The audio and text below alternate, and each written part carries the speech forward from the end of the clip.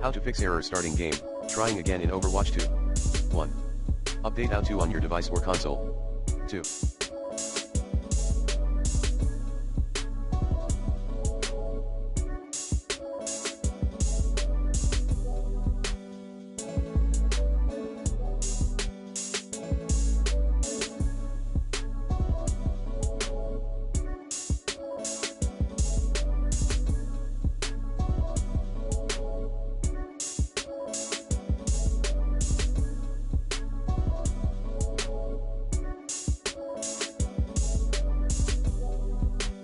PC, update graphics card driver Singa recommended Avast driver updated in this video guide.